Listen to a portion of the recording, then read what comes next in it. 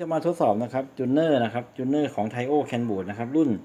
KT60 นะครับตัวนี้มาจากญี่ปุ่นอีกตัวหนึ่งนะครับสภาพสวยมากครับตัวนี้ผลิตปี1980นะครับอายุ38ปีแล้วนะครับ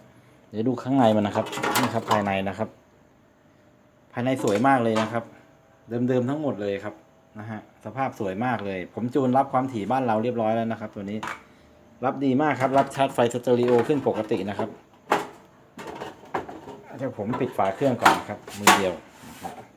ลองฟังดูนะครับ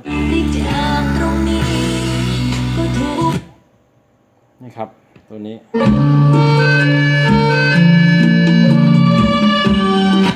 ระบบตัดเสียงรบกวนดีมากเลยครับ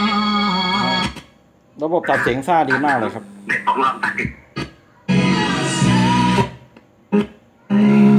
หรือถ้าไม่อยากฟังเสียงซ่าก็กดเข้าไปนะครับก็จะรับได้เลยครับ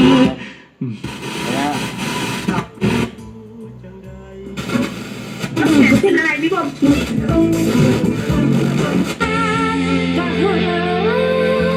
พอดอกสเตอริโอขึ้นปกตินะครับ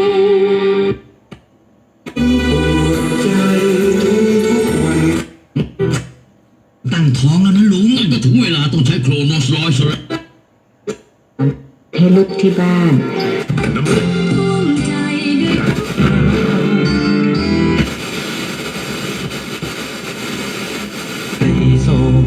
เรา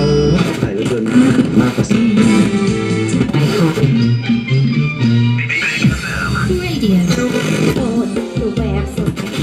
เดียวมันต้องการพี่ไม่เกี่ยวข้องกับเรื่องนี้ครับคุณพี่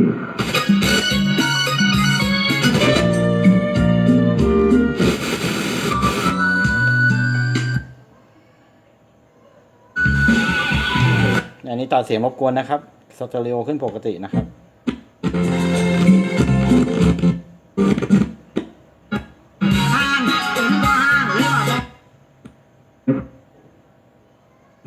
จะพูดนะคุณไม่ต้องพูดหรอกคุณแค่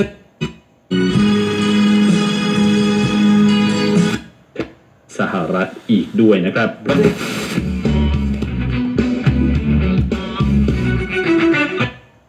สวยไม่มาแค่เลือกได้ดูแล้วไม่ใช่สวยเลือกได้ใจยังไม่เป๊ะสวยเลือกได้ก็ไม่ต้องไปเดทต่อคบแล้ว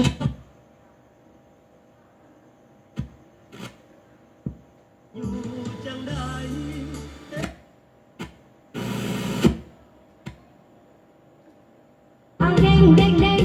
เอาเด้งเด้งเด้งเฮ็ดเวียกเฮ็ดงานหาสิบ่ชวน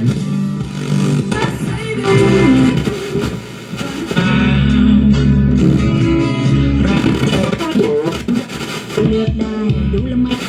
เกี่ยวเนื่องกับรัสเซียอีกพระเองอาจารย์ทำไมทัวร์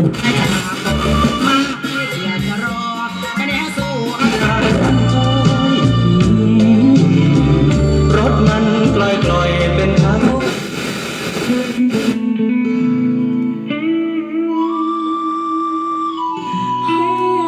รับดีครับนะครับรับดีสภาพสวยมากเลยครับสนใจก็ติดต่อมานะครับขอบคุณมากครับ